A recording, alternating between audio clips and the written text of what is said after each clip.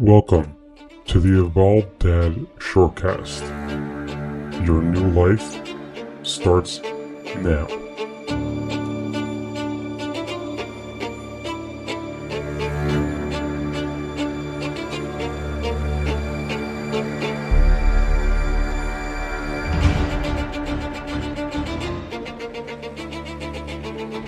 Hey, welcome back to another episode of the Evolved Dad Shortcast. I want to talk about acting to react. Essentially, we're beings of a collection of our experiences in life, a collection of our emotions, our reactions. That's really what we are. And through that, we have a subconscious programming of how we'll act and react to situations. So this past Saturday, my car was stolen overnight. And when I noticed that it was stolen, oddly enough, there was a certain sense of calm. It was sort of just accepting of the fact that it had been stolen. There was absolutely nothing that I could do about it. Nothing. Only thing I was able to do was file a police report to gather video footage, and that's really it. I have no detective skills. I have no ability to track my car or do anything else. Trying to think if there was anything that was in the car of value, and go visit the police station to give a in-person statement. So eventful, not particularly exciting, not something that I wanted to spend my time doing, but I was able to accept it as it is what it is, but it will become what I make of it. And it was something that I actually spoke over with my kids, and I discussed with my wife as well. Just realizing the situation is as it is. And as friends and relatives found out, I think they were more thrown off than I was. People were saying, "Oh my gosh, your car was stolen." It's like, yeah, it was stolen. I know that I'm going to have paperwork ahead of me. There's been a lot of phone calls, a lot of time put into it, figuring out rental car. There's a lot that's been going into it. It's not that it's been smooth sailing, but there's different ways that we can react to a situation. And in all honesty, it's really up to us. We are our reactions. Our reactions are who we are. It's as simple as that. If we learn to take a step back and realize that life is happening for us and not to us, realizing that there are certain things that are just out of our control and we're just a bystander, and allowing ourselves to focus on what we can do, not focusing on things that we can't do. We have a certain amount of headspace that we can dedicate.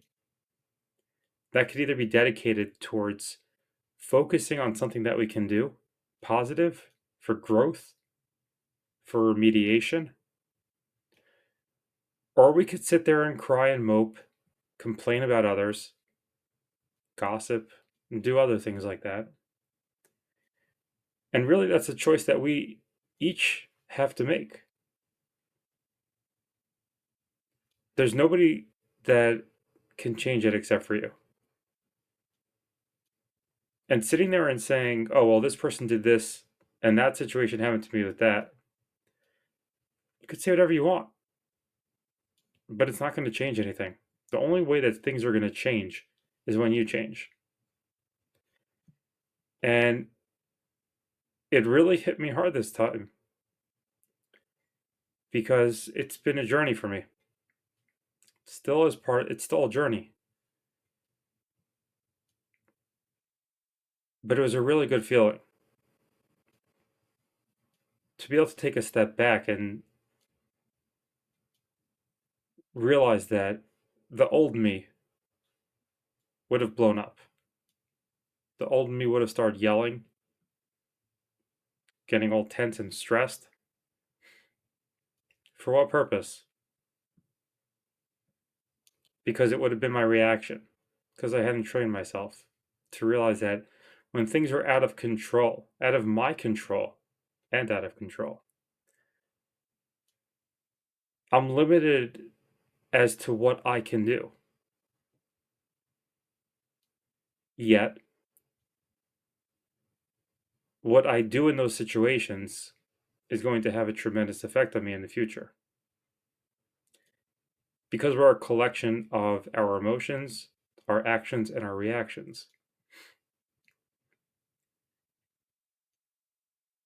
And it's something that I've focused a lot on in the past year or two, is noticing my actions and my reactions.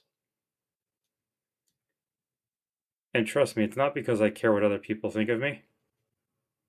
And I don't mean that in an egotistical way. I just have changed my way of thinking to where my focus is on how I can improve. And I'm going to put all my attention to that.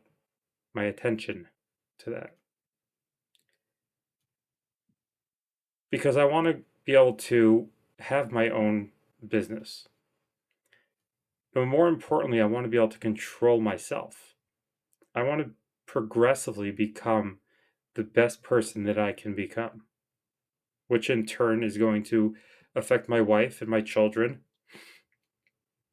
and hopefully help them continue in that same path. But not by teaching, not by saying, but by my actions. And I've seen how my actions have an effect on other people. And don't think lightly of your actions, because your actions are just as powerful as my actions. We're going to have an effect on different people because we have different lives. But by default, we interact with others. By default, our actions are analyzed by others. And subconsciously, when you're around someone that's high energy, changes how you react to things. You're around someone that's calm. There's a certain calmness to the room or to your conversation. And if you start paying attention to those little things, you'll notice how much your actions, your reactions, your attitude, your mood, how much it really plays into other people's lives. But taking a step back, because I'm getting a little bit ahead of myself, you have the ability to become that person that you want to become. It's just those little steps. And the way that you can do that is changing how you act. Creating small habits to slowly change how you act.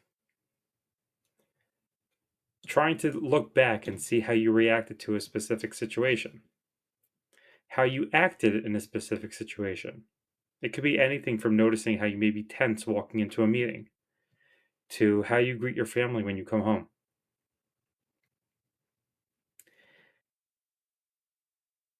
That's something that I know